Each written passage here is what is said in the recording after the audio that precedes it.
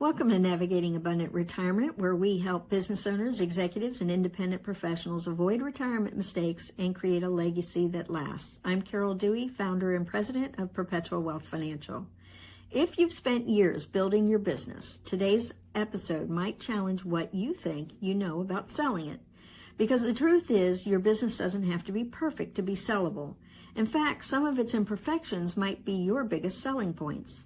So whether you're a few years from exit or just beginning to think about what your business is worth, today we're diving deep into how strategic buyers look beyond flaws and see potential. When business owners start exploring their exit options, many immediately fall into a trap. They think, my business isn't ready to sell. Maybe they're dependent on key customers. Maybe systems aren't fully documented. Maybe profits are strong, but leadership relies too heavily on them personally. The assumption is that only perfect businesses sell, ones with recurring revenue, clean books, polished processes, and a well-oiled management team. And yes, those things help. They make a company easier to scale, easier to transfer, and often command a higher multiple. But as the article, Why Imperfections in Your Business Don't Make It Unsellable, points out, perfection is not a prerequisite for sale. Buyers aren't necessarily looking for perfect. They're looking for potential. What they really want is a business they can make better, a business with solid fundamentals and fixable flaws. Blake Hutchison, CEO of Flippa, an online marketplace for buying and selling companies, shared a great insight. Most acquirers are not scared off by imperfections. They actually hunt for them. Why? Because they have something the seller doesn't, a strategic advantage. It could be capital. They can invest in scaling what's already working, or distribution. They already have the audience or customer base you need.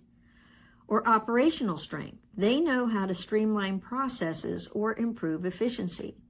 So when they see your business struggling with a challenge like marketing reach, staffing, or process consistency, they see opportunity. They see the value gap they can close. Let me give you a quick analogy. If you're a real estate investor, would you rather buy the move-in ready home that's priced at full market value, or the one with a little work to do, priced below its potential? Most savvy investors choose the fixer-upper. The same logic applies to business acquisitions. Smart buyers are looking for companies with fixable flaws, because those flaws are the very thing that allows them to add value and generate a return. The article gives a perfect real-world example with PetCoach, a startup that connected pet owners with veterinarians through an online marketplace. PetCoach had a great product but lacked one critical thing, a large-scale way to reach customers. Without distribution, growth would always be limited. Instead of trying to fix that before selling, the founders flipped the script. They positioned the limitation as an opportunity for the right buyer. Enter Petco, a company with over 1,500 stores across North America and a massive base of loyal pet owners. To Petco, PetCoach's flaw was the missing piece they could easily supply. They saw an immediate fit. PetCoach had the digital platform, Petco had the audience. Now that's synergy, and it's what every strategic acquirer is looking for. Weatherup, the founder, didn't need to fix the scalability issue before selling. He just needed to find a buyer for whom that weakness was actually a competitive advantage. So what does this mean for you, the business owner who might be thinking, Carol, my company isn't ready. I've got too many loose ends. Let me say this as clearly as possible. You may not be ready for a premium exit, but that doesn't mean you're not saleable. The key is to understand how your imperfections could create opportunity for the right buyer. For example, a company with high customer concentration might appeal to a larger firm that wants immediate access to that key client relationship. A business with inefficient operations could be a goldmine for an acquirer who specializes in cost reduction. A company overly dependent on you, the owner, could be the perfect acquisition for a group with a ready-made leadership team. In other words, the very things that make your business imperfect could be the same things that make it attractive. So how do you position your company when you're not perfect? Here are 5 strategies I share with my business owner clients as part of our Perpetual Wealth Navigation solution.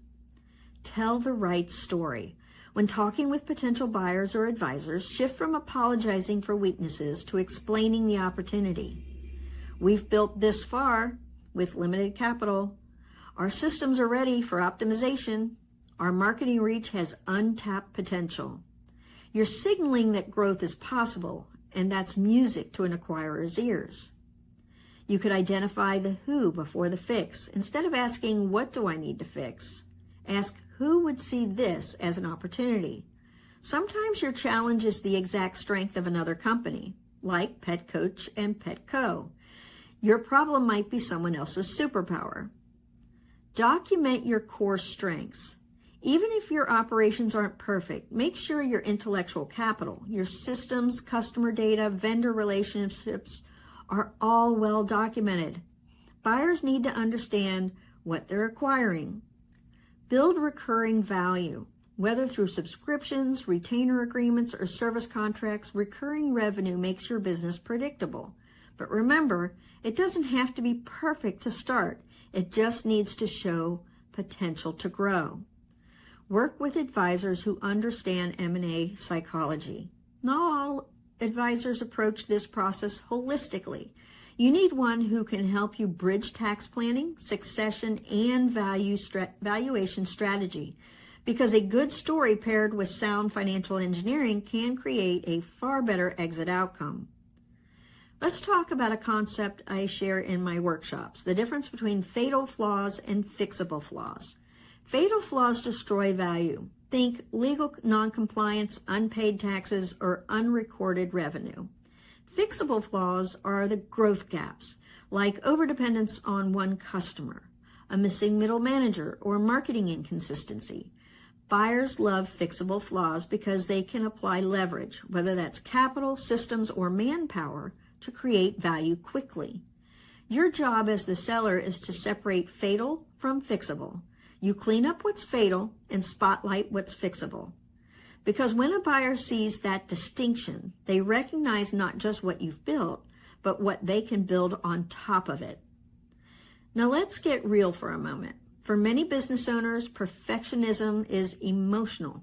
You've poured your heart and soul into building your business. You want to leave a legacy, not a list of unfinished projects.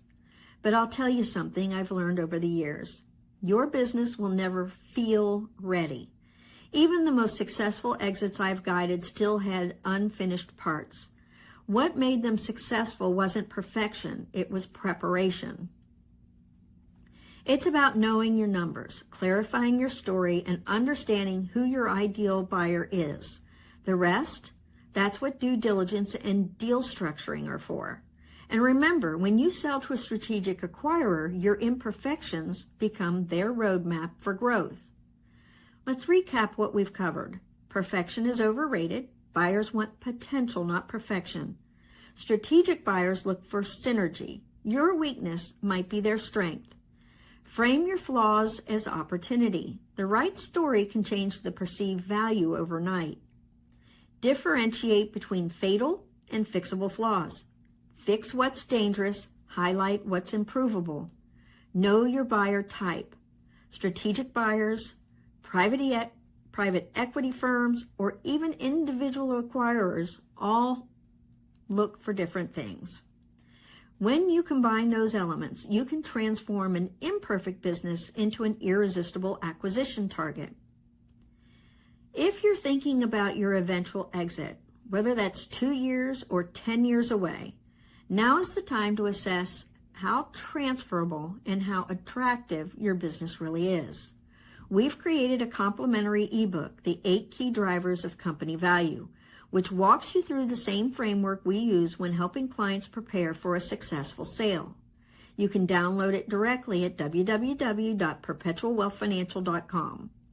And if you'd like to know how your business measures up, schedule a confidential 21-point wealth assessment with my team. It's our proprietary diagnostic that helps business owners see where they stand today and what steps will position them for the best possible exit tomorrow. Because remember, the goal isn't to build a perfect business. It's to build a transferable one. Thank you for joining me today on Navigating Abundant Retirement. If this episode gave you a new perspective on what makes your business valuable, or if you realize that your imperfections might actually be your advantage, please share this episode with another business owner who needs to hear it. And don't forget to subscribe wherever you listen to podcasts or watch videos, and visit www.perpetualwealthfinancial.com to access our resource vault of on-demand masterclasses, articles, and guides. Until next time, remember, we can see what others can't. Therefore, navigate the financial seas so you can get on with living. And I will see you again next